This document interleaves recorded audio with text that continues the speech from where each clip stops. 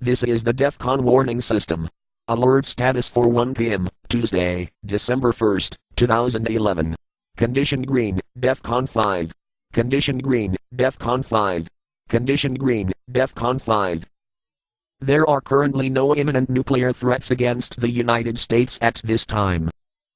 The United States has entered a pact with Australia to station up to 2,500 military personnel in the country, which China has called outside interference.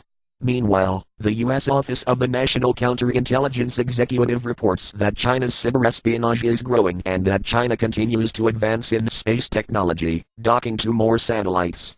The United States has successfully tested an advanced hypersonic weapon capable of striking anywhere on the planet in 1 hour, and the Air Force begins receiving shipments of the massive ordnance penetrator, a 30,000-pound conventional bunker-busting weapon. However, it is known that China and other manufacturers have been sprinkling fake parts into U.S. military's supply chain.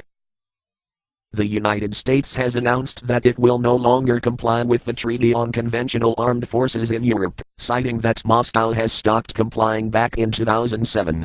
Over the next 10 years, U.S. defense spending faces a 15% cut. Recent events in Pakistan have strained relations between that country and the United States. However, Pakistan has never been an ally of the U.S., and this new strain on relations is not unexpected. In fact, Pakistan has been moving its nuclear weapons to hide them from U.S. spies. Of some concern is the fact that Russia is sending warships to Syria to support ally Syrian President al-Assad at the same time that the United States is sending warships to Syria in preparation for possible NATO intervention. Russia is also delivering anti-ship cruise missiles to Syria, and Russian President Dmitry Medvedev has stated that Russia will target sites in Europe that are part of the U.S. missile shield. British-American Security Information Council claims that Israel has been developing nuclear weapons for air and sea-based attacks and has modified a U.S. weapon for nuclear attacks.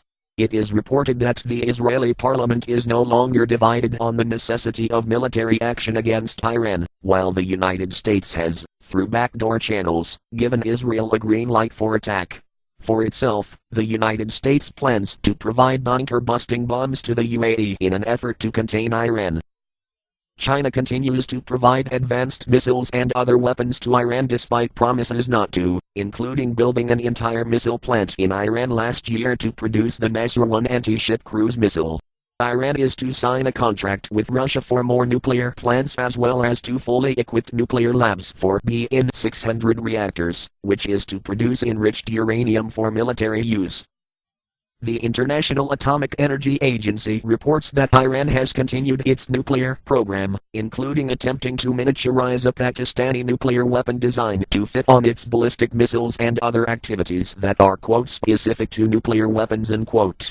The UN nuclear chief is quoted as saying Iran has carried out activities relevant to the development of a nuclear explosive device.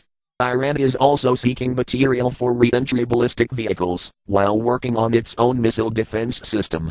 Some claim that North Korea is assisting the country, however Iranian claims that the system is more advanced than Russia's S-300 are generally not believed. As expected, Egypt is swinging toward Islam and the Muslim Brotherhood in recent elections, sending Egypt further away from Western influence. The Defcon warning system is a private enterprise which monitors world events and assesses nuclear threats against the United States by national entities. It is not affiliated with any government agency and does not represent the alert status of any military branch. The public should make their own evaluations and not rely on the Defcon warning system for any strategic planning. At all times, citizens are urged to learn what steps to take in the event of a nuclear attack. If this had been an actual attack, the Defcon warning system will give radiation readings for areas that are reported to it. Your readings will vary. This system serves the Kettle Falls area of northeast Washington. Official news sources will have radiation readings for your area. For immediate updates, go to www.defconwarningsystem.com. Breaking news and important information can be found on the Defcon Warning System message board and on the Defcon Twitter feed Defcon WS.